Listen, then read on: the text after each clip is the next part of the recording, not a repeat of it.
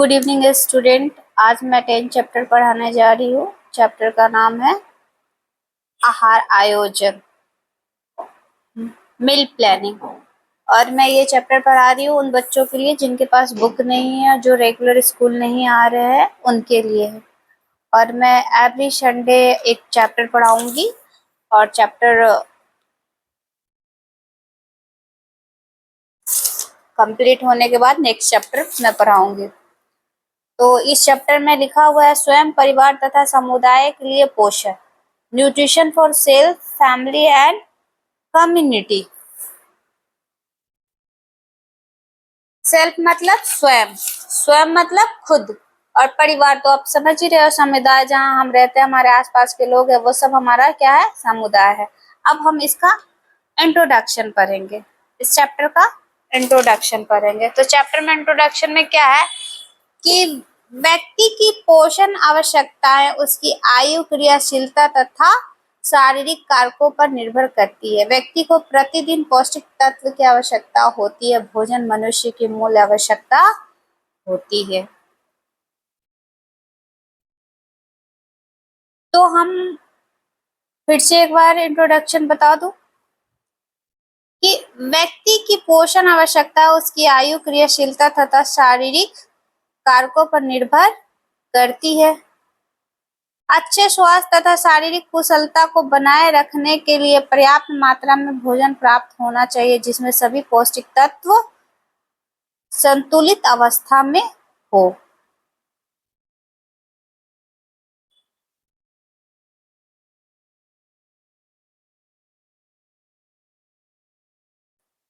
यह जानना भी आवश्यक है कि विभिन्न पौष्टिक तत्वों की प्रतिदिन क्या आवश्यकता होती है। एक परिवार में स्त्री, पुरुष, बच्चे, बूढ़े सभी व्यक्ति सम्मिलित होते हैं, जिनकी रुचियां भिन्न भिन्न होती है। आहार आयोजन करते समय विभिन्न भोज्य समूहों में से उपयुक्त मात्रा एवं अनुपात में विभिन्न भोज्य पदार्थों का इस प्रकार चुनाव करता है जिससे परिवार के प्रत्येक सदस्य को संतुलित, उपयुक्त, उनकी रुचि के अनुकूल एवं स्वादिष्ट आहार उपलब्ध हो सके। तो इसमें क्या है कि व्यक्ति की पोषण आवश्यकता है उसकी आयु, मतलब हमें हमारे शरीर की पोषण की आवश्यकता है हमारे आयु के अनुसार।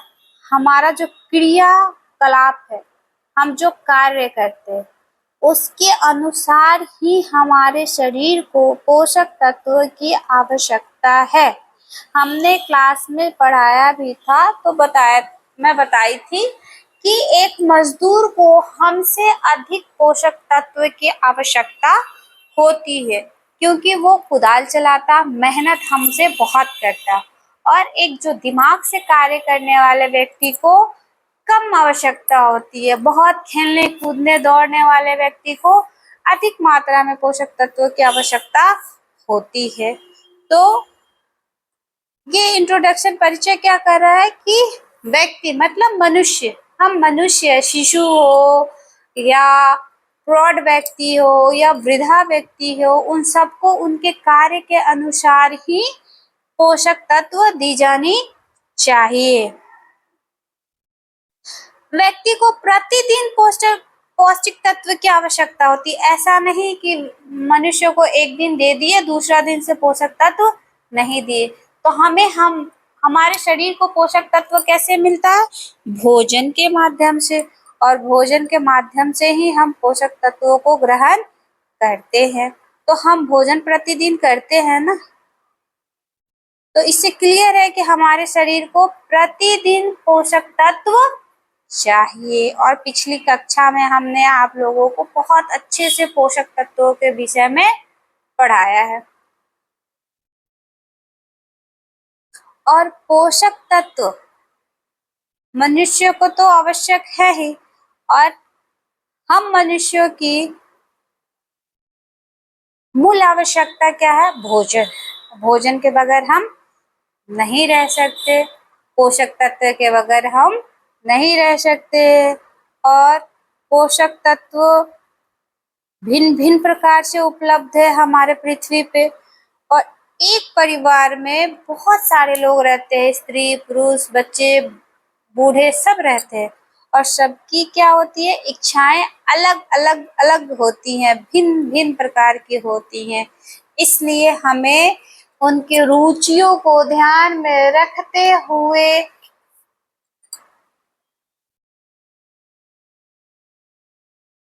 आहार आयोजन करना चाहिए।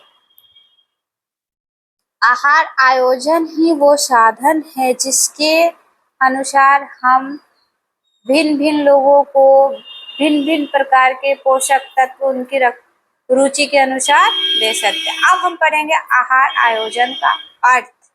मीनिंग ऑफ मील प्लानिंग, मतलब कि आहार आयोजन क्या है।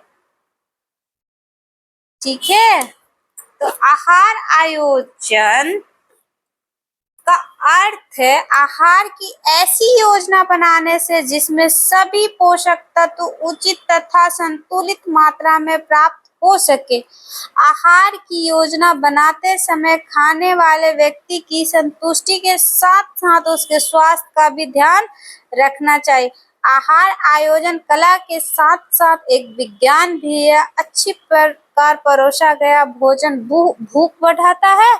स्वादिष्ट भोजन देखते ही व्यक्ति के मुंह में पानी जाता है। इसे विज्ञान इसलिए कहा गया क्योंकि विज्ञान की जानकारी से गृहिणी पौष्टिक खाद्य पदार्थ चुनकर परिवार के सभी सदस्यों को पौष्टिक आहार प्राप्त करा सकती है। आहार आयोजन वह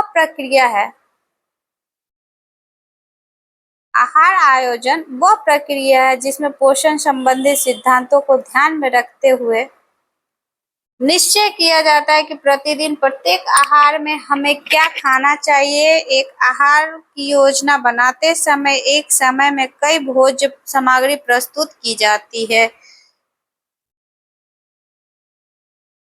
अब मैं आपको इसका अर्थ समझाती हूँ। बोल रहा है आपका बुक क्या बोल रहा है कि आहार आयोजन का अर्थ है आहार की ऐसी योजना बनाने से है जिसमें सभी पोषक तत्व उचित और संतुलित मात्रा में प्राप्त हो सके। बोले कि आहार आयोजन ऐसा बनाइए, आयोजन ऐसा बनाइए जिसमें सभी प्रकार के पोषक तत्व उपस्थित हो। किस मात्रा में, तो संतुलित मात्रा में, मतलब कि एक बराबर मात्रा में। अब बराबर मतलब कि सब बराबर बराबर नहीं, हमारे शरीर को जितनी जरूरत है उसके अनुसार वो उपस्थित हो। और क्या कह रहे हैं कि भोजन को स्वादिष्ट बनाना चाहिए। भोजन को क्या करना चाहिए, स्वादिष्ट बनाना चाहिए। लेकिन स्वादिष्ट के साथ साथ क्या होना चाहिए, स्वास्थ्यवर्धक भी होना चाहिए। अब आप क्या कीजिए कि मधुमेह मतलब डायबिटीज, जिसको इंग्लिश शुगर भी कहते हैं, उस व्यक्ति को आप खूब रोज चीनी का हलवा खिलाइए, वसा डाल के, घी और चीनी डाल के। तो मधुमेह का बीमारी कितना, मधुमेह से जो ग्रसित व्यक्ति है वो तो हलवा खा के खूब खुश होगा और इतना खुश होगा कि वो सीधे भगवान के पास चला जाए। तो हमने तो, आप तो कहोगे कि हमने सिर्फ पौष्टिक तत्व खिलाया है, उसमें फैट था, है ना, टेस्ट था, स्मेल अच्छी थी, तो फिर वो आदमी मरा कैसे। इसलिए आहार आयोजन एक कला के साथ साथ विज्ञान भी है। कला के साथ साथ विज्ञान भी। अब कला कैसे कहेंगे, तो आप बड़े बड़े रेस्टोरेंट में, होटल में जाते हो खाने, तो वहां देखते हो कितने अच्छे से सजा के किसी भी चीज को हमारे सामने लाते हैं, सर्व करते हैं और हम खाते हैं और सुंदर दिखने में लगता है। और जो खाने की वस्तु है सुंदर दिखने में लगती है, उसको देख के हमारे मुंह में पानी आ जाता है। और जिस वस्तु को देख के हमें नजर मोड़ लेने की जरूरत होती है, उस वस्तु को हम खाना पसंद नहीं करते हैं और जिसके कारण हमारी रुचि मर जाती है और हमें वो संतुष्टि भी प्रदान नहीं करती है। तो आहार आयोजन क्या हो? स्वादिष्ट हो, रुचिकर हो और पोषक तत्वों से भरपूर हो। तो पोषक तत्वों से भरपूर क्या हो? तो व्यक्ति के अनुसार हो। शिशु को देना है, शिशु के अनुसार हो। प्रौढ़ व्यक्ति को देना, प्रौढ़ व्यक्ति के अनुसार हो। वृद्धा को देना, वृद्धा व्यक्ति के अनुसार हो। और विज्ञान इसे इसलिए कहा गया है कि अगर हमें विज्ञान की जानकारी नहीं होगी तो हम भोज्य पदार्थों का चुनाव कैसे करेंगे? भोज्य पदार्थ तो हम चुन लेंगे, लेकिन हमें ये कैसे मालूम चलेगा कि किस भोज्य पदार्थ में कौन सी विटामिन है, कौन सा पोषक तत्व है, और हमारे घर में जो व्यक्ति है उसको कौन से पोषक तत्व की आवश्यकता है? ये सब जानकारी हमें किससे मिलती है? विज्ञान से। तो इसीलिए आहार आयोजन एक कला के साथ साथ विज्ञान भी है। अब बोल रहा है कि भोजन पकाने के कारण, अरे रीजन ऑफ कुकिंग फूड मतलब हम भोजन क्यों पकाते हैं? भोजन हम क्यों पकाते हैं?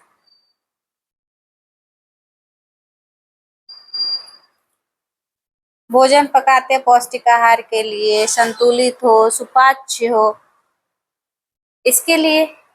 आप देखते हैं कि आपके बुक में क्या दिया है? बुक में तो दिया है आपका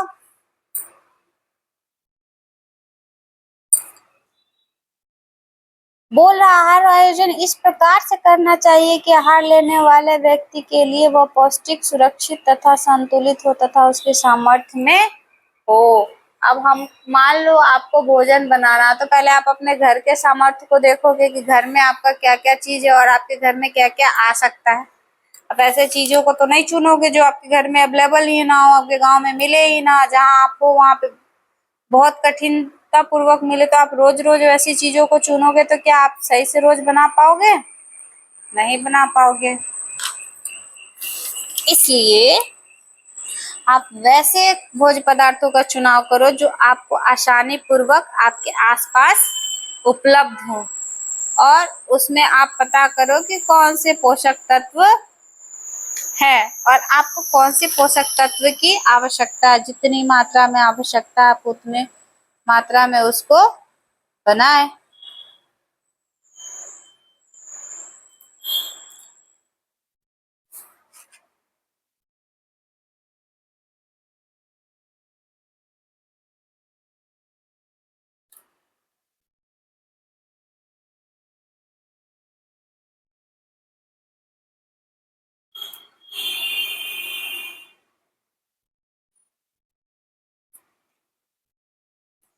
आहार का मतलब क्या होता है?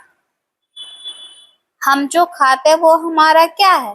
आहार है, भोजन, जिसके सहारे हम जीवित रहते हैं, जिसके सहारे हम जीवित रहते हैं, वो हमारा आहार है। अब है भोजन पकाने के कारण। भोजन पकाने के कारण पूरा आहार आयोजन वह प्रक्रिया है जिसमें पोषण संबंधी सिद्धांतों को ध्यान में रखते हुए निश्चय किया जाता है कि प्रतिदिन प्रत्येक आहार में हमें क्या खाना चाहिए। एक आहार की योजना बनाते समय एक समय में कई भोज्य सामग्री प्रस्तुत की जाती है। सच्चाई है।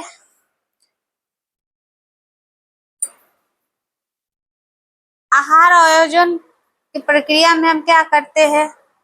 पोषण संबंधी सिद्धांतों को ध्यान में रखते हैं और क्या करते हैं? निश्चय किया जाता है कि प्रतिदिन प्रत्येक आहार में हमें क्या खाना चाहिए। एक रोज एक ही चीज तो नहीं खाते, थोड़ा तो हेर फेर करते हैं, बदलते हैं। ठीक है। अब बोल रहा है कि एक आहार की योजना बनाते समय एक समय में कई भोज्य सामग्री प्रस्तुत की जाती है। मतलब कि एक आहार आयोजन में रोटी सब्जी बना रहे हो तो सिर्फ थोड़ी ना कि रोज आलू की सब्जी रोटी बनाओगे, आलू की सब्जी रोटी बनाओगे। भिन्न प्रकार के उसमें सामग्री लगती है। आलू के साथ मसाले यूज करते हैं, तेल यूज करते हैं, है ना। अब है भोजन पकाने के कारण। तो रीजन ऑफ कुकिंग फूड, तो भोजन पकाने से क्या है? भोजन आसानी से पच जाता है। कच्चा भोजन में कीड़े भी लग जाते हैं और वो जल्दी खराब भी हो जाता है। और पका हुआ भोजन क्या होता है, स्वादिष्ट भी होता है और रंग भी अच्छा दिखता है, उसकी खुशबू भी अच्छी आती है। और कोई किसी किसी के घर में कभी कभी कुछ सब्जियां कुछ आइटम बनते हैं तो खुशबू तो बहुत दूर दूर तक आती है और हम नाक लगा के सुनते हैं और बोलते हैं अरे उसके यहाँ ये बन रहा है, और हमारे मुंह में झट से पानी आ जाता है।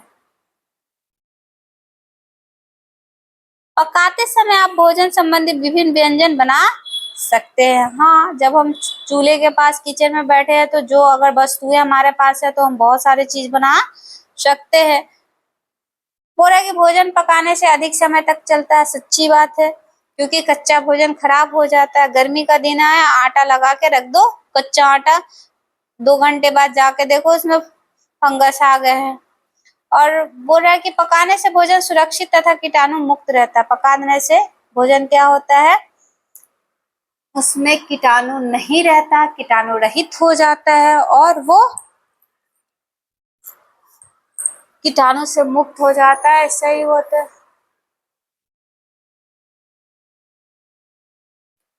अब हम पढ़ेंगे आहार आयोजन का महत्व, importance of meal planning. Importance of meal planning. Meal planning क्या है, परिवार के समस्त सदस्यों के उत्तम स्वास्थ्य के लिए आहार का नियोजन करना बहुत आवश्यक है। अगर हम चाह रहे कि हमारे परिवार के व्यक्ति का स्वास्थ्य हमेशा सही रहे, बीमार ना हो, डॉक्टर के पास ना जाना पड़े, व्यर्थ का धन व्यय ना हो, पैसे खर्च ना हो, तो हम क्या करेंगे, एक उत्तम आहार नियोजन करेंगे। आहार आयोजन का महत्व निम्नलिखित कारणों से है। बोल रहा है समय, श्रम तथा ऊर्जा की बचत। आहार नियोजन में आहार बनाने के पूर्व ही उसकी योजना बना ली जाती है। नियोजन आवश्यकता अनुसार दैनिक, साप्ताहिक, अर्धमासिक तथा मासिक बनाया जा सकता है कि इस सप्ताह में क्या बनाना है। एक सप्ताह का चार्ट बना के हम घर में रख ले तो एक सप्ताह का राशन ले आएंगे। तो जो रोज रोज हम भोजन बनाएंगे और रोज रोज सामग्री लाने बाजार में जाएंगे तो वो समय बच गया और जाने आने में जो शरीर का मेहनत था वो श्रम बच गया, है ना। और हमारे जो शरीर से ऊर्जा खत्म होती थी वो भी बच जाता। हम महीना का भी बना सकते हैं चार्ट और 6 महीना के भी बना सकते हैं, साल का भी राशन लाके घर में रख सकते हैं। अब बोला आहार में विविधता एवं आकर्षक। अब भोजन हम एक प्रकार कई प्रकार के विभिन्न प्रकार के बनाते हैं और आकर्षक भी होता है, हमारे मन को अपनी ओर खींचता है। जैसे हमने बताया कि दूसरे के होटल में जाओ और खाने अच्छे से सजा के देता है तो देखते ही मुंह में पानी आ जाता है और हम खाने के लिए उत्सुक हो जाते हैं, बेचैन हो जाते हैं, वाह कितना सुंदर है। तो वो एक कला है और कला के माध्यम से भोजन को सुंदर तरीके से किसी के समक्ष परोसते हैं तो वो व्यक्ति चाव से और संतुष्टि से उस भोजन को करता है। और सुंदर तरीके से परोसने के साथ साथ भोजन में स्वाद का होना भी बहुत जरूरी होता है। स्वादहीन भोजन रुचिकर नहीं होती है। जिस भोजन में स्वाद होगा वही रुचि लाएगा और मन को संतुष्टि मिलेगी। अब क्या है, चौथा है, तीसरा है बच्चों में अच्छी आदतों का विकास करना। बच्चे को हम शुरू से ही आदत लगाते हैं कि वो भोज्य पदार्थ में पोषक तत्वों से भरपूर भोज्य पदार्थ को धीरे धीरे उन्हें खाना सिखाते तो क्या होती है, उनकी आदत पड़ जाती है पोषक तत्वों को खाने की और वो अस्वस्थ नहीं होते, स्वस्थ रहते हैं। और बच्चे में जब खाने की आदत अच्छी हो जाए तो वो पोषक तत्वों को ही खाना पसंद करते हैं। अब चौथा है निर्धारित बजट में संतुलित एवं रुचिकर भोजन बनाना। चौथा क्या है कि हर व्यक्ति के पास आय एक समान नहीं होती है, भिन्न भिन्न प्रकार की होती है।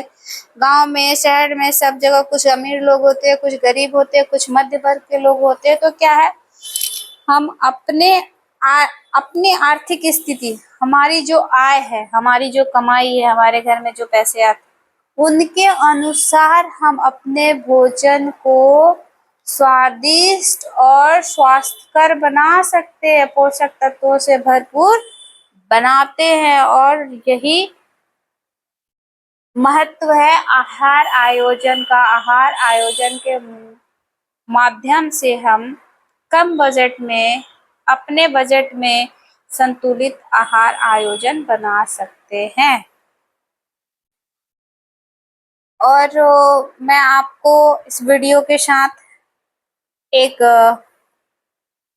इमेज डालती हूँ जिसमें मैंने कुछ पॉइंट्स नोट कर रखे हैं। उस पॉइंट्स को आप लिख लेंगे और हमेशा काम देगा। ये मैं लिख रखी हूँ, आप लोग इसको अपनी कॉपी में, नोटबुक में नोट डाउन कर लोगे। अच्छे से नोट डाउन कर लोगे और इसे याद रखोगे, हमेशा काम देगा आपको। अभी हमने थोड़ा सा पढ़ाया है, फिर और आगे पढ़ाऊंगी।